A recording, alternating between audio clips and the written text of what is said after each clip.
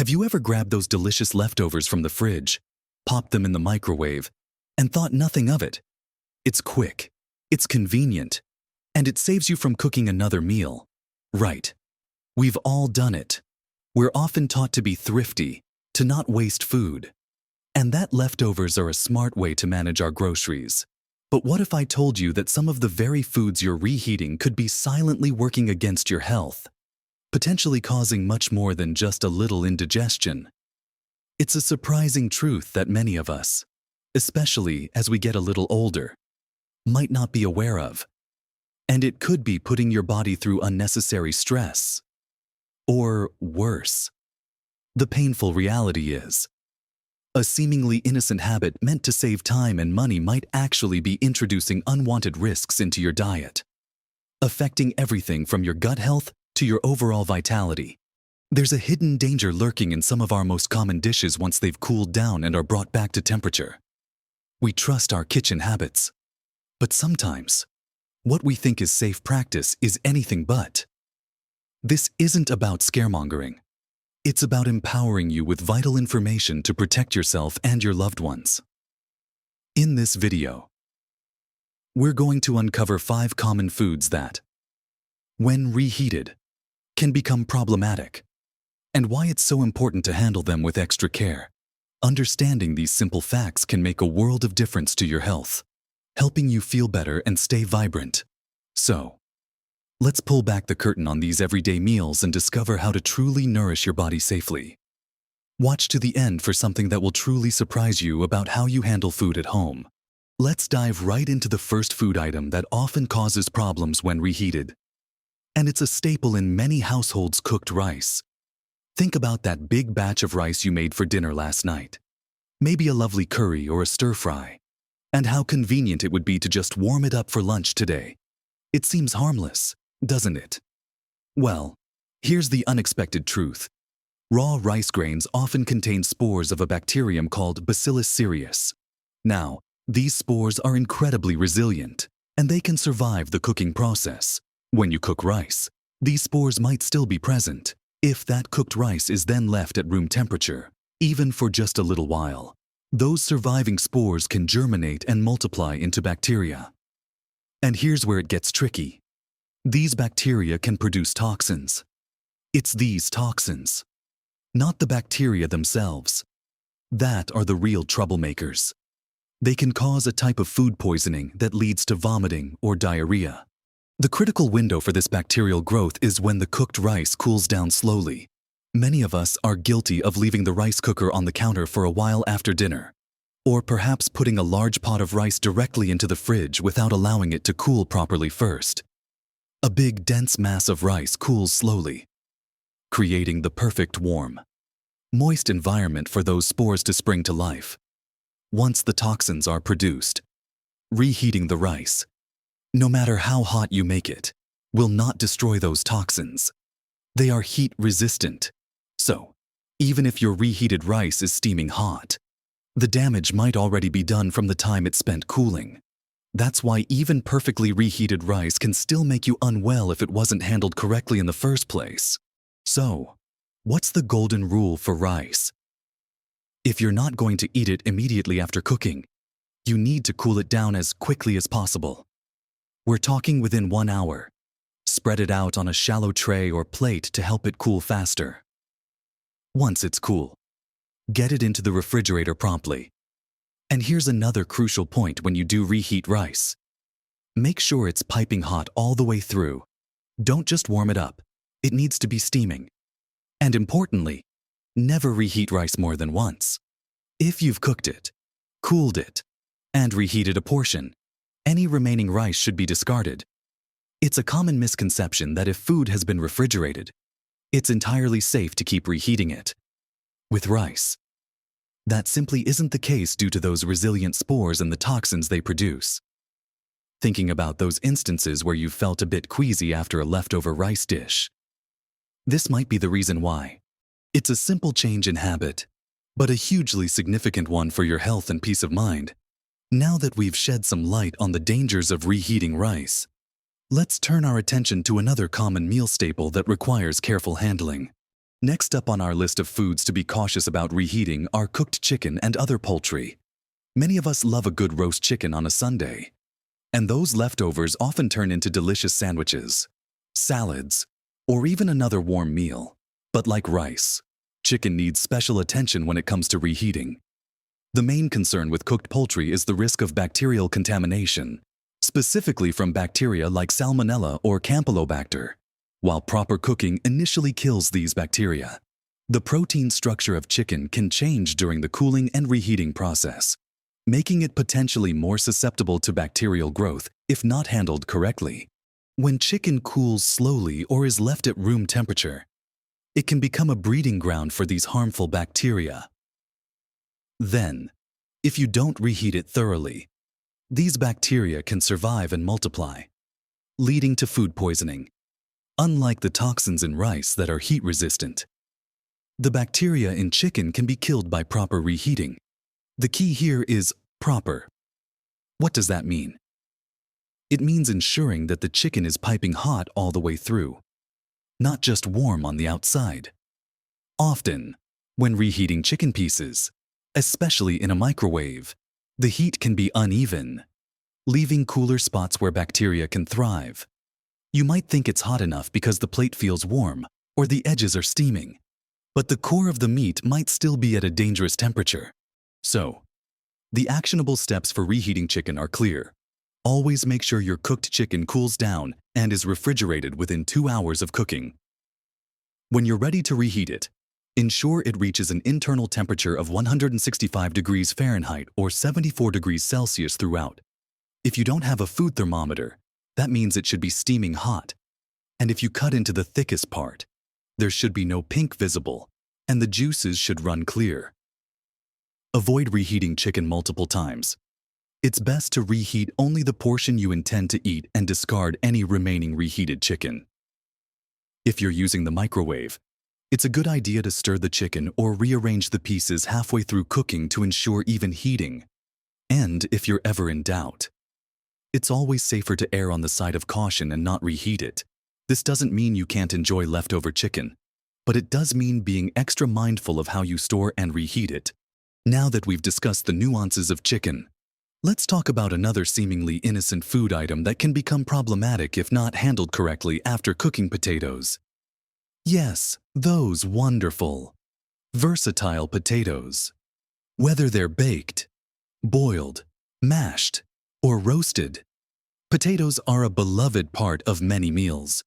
But when it comes to reheating them, especially if they've been cooked and left to cool slowly, there's a specific concern to be aware of: Clostridium botulinum. This is the bacterium responsible for botulism, a serious and potentially fatal form of food poisoning. Just like the Bacillus cereus in rice, Clostridium botulinum spores can survive cooking. The danger arises when cooked potatoes, particularly baked potatoes that are often wrapped in foil, are left to cool slowly at room temperature. The foil creates an anaerobic, or oxygen-free, environment, which is exactly what Clostridium botulinum needs to multiply and produce its toxins. These toxins are incredibly potent and, unfortunately, cannot be destroyed by reheating. So, if you've baked potatoes, perhaps thinking you'll finish them later or reheat them tomorrow, it's crucial to cool them down very quickly. Remove them from any foil wrapping as soon as they're cooked to allow heat to escape. Slice them open, or even cut them into smaller pieces to accelerate the cooling process. Then, get them into the refrigerator as soon as they're cool enough, ideally within 1 to 2 hours. Never store cooked potatoes, especially foil-wrapped baked potatoes, at room temperature overnight. This is a common mistake that creates a perfect breeding ground for these dangerous bacteria. When you do reheat potatoes, ensure they are piping hot all the way through. But remember, if the toxins have already formed due to improper cooling and storage, reheating won't make them safe. It's a stark reminder that food safety starts the moment the cooking stops. So, enjoy your potatoes, but be diligent about how you handle them post-cooking. Next, we'll dive into our fourth food item that demands your attention when it comes to reheating: Continuing our journey through common foods that require careful consideration when reheated, let's turn our attention to the fourth item: spinach and other leafy green vegetables. Many of us consciously try to eat more greens, knowing how incredibly healthy they are for us. A delicious spinach dish, a hearty bowl of kale, or some Swiss chard from last night's dinner might seem like a perfectly fine option to warm up for lunch. However, with leafy greens, the issue isn't about bacteria multiplying in the same way as with rice or chicken, but rather a chemical transformation that can occur. Leafy greens are naturally rich in nitrates. These are compounds that are generally harmless on their own. But when these greens are cooked and then allowed to cool slowly, or if they are reheated repeatedly, these nitrates can convert into nitrites. Now, nitrites themselves can be problematic, but the real concern comes when nitrites react with other substances in your body, potentially forming compounds called nitrosamines. Some nitrosamines are known to be carcinogenic, meaning they could potentially increase the risk of cancer over time. This chemical reaction is accelerated by bacterial action that can occur during improper cooling and by repeated heating. So, what does this mean for your spinach or kale? The general advice for leafy greens is to consume them fresh if possible. If you must cook them and have leftovers, try to consume them within 24 hours. More importantly, avoid reheating them. If you've made a big pot of soup or a stew with a generous amount of spinach, it's best to eat that portion, and, if you plan to save some for later, try to quickly cool down and portion out the remainder before adding any more greens. Alternatively, if you're making a dish like a frittata or casserole with greens, ensure you eat it fresh and don't plan for multiple reheats of the same dish. For many people, this might be a surprising fact because we often think of greens as universally healthy. And they are, but their composition means they need to be treated with a bit more care once they've been cooked, particularly when it comes to the reheating process. This isn't a reason to avoid eating your wonderful greens, but rather a gentle reminder to enjoy them at their freshest. With those surprising facts about leafy greens in mind, let's uncover our final food item that demands your attention when it comes to reheating eggs. Eggs are incredibly versatile and nutritious, a breakfast staple, and a key ingredient in so many dishes, from scrambled eggs to omelets, frittatas, or even hard-boiled eggs. We often find ourselves with leftover egg dishes, but just like our other foods, reheating eggs, especially if they haven't been stored properly, can pose a risk. The primary concern with eggs is the potential for salmonella bacteria, while cooking eggs thoroughly initially kills these bacteria. Leaving cooked egg dishes at room temperature allows any surviving or newly introduced bacteria to multiply rapidly. When you then reheat an egg dish, particularly if it's done slowly or unevenly, you might not reach a high enough temperature throughout the food to kill off all the now proliferated bacteria. This can lead to classic symptoms of food poisoning, including nausea, vomiting, diarrhea, and fever. The protein structure of eggs also changes significantly when cooked, and further reheating can sometimes make the texture less palatable and potentially harder to digest for some individuals. The ideal scenario for cooked egg dishes is to enjoy them fresh. If you do have leftovers, such as a quiche or a frittata, it's crucial to cool them down quickly and refrigerate them promptly. Just like with chicken, aim to get them into the fridge within 2 hours of cooking. When reheating eggs, whether it's a baked egg dish or scrambled eggs, ensure it's heated thoroughly to a steaming hot temperature throughout. Use a microwave carefully, stirring often to ensure even heating, or reheat on the stovetop until visibly hot and bubbling. And similar to the other foods we've discussed, avoid reheating egg dishes more than once. The more times food goes through temperature changes, the higher the risk of bacterial growth. So, while eggs are a fantastic source of protein and nutrients, they definitely fall into the category of foods that are best enjoyed fresh or consumed as leftovers, with utmost care and proper handling from cooking to consumption.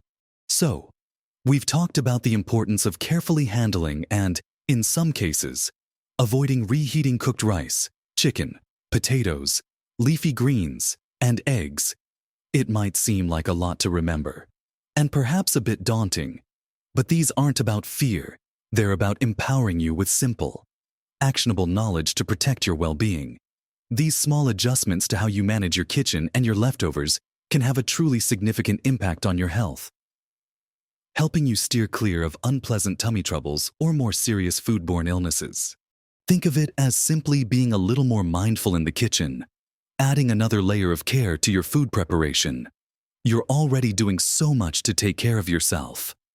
And this is just another step on that wonderful journey of living a healthy, vibrant life. Remember, small changes can make a big difference to your health and happiness. It's not about being perfect. It's about being aware and making choices that serve your body best. Have you ever experienced issues with reheated food? Or perhaps noticed how your body reacted differently to certain leftovers? Or do you have your own tips for safe food handling that you've learned over the years? I'd absolutely love to hear from you and your experiences in the comments below. Sharing your insights helps us all learn and grow together. If you found this information helpful, please do me a huge favor and give this video a thumbs up. It really helps our channel grow and reach more wonderful people like you who are looking to live their healthiest, happiest lives. And don't forget to subscribe to our channel and hit that notification bell so you don't miss out on our future videos, packed with more practical tips and valuable insights for living your best life at every age. Taking care of ourselves, especially as we get a little older, is one of the greatest gifts we can give ourselves and our loved ones. You are absolutely capable of making these small, impactful changes. Keep learning, keep thriving, and live your best life at every age.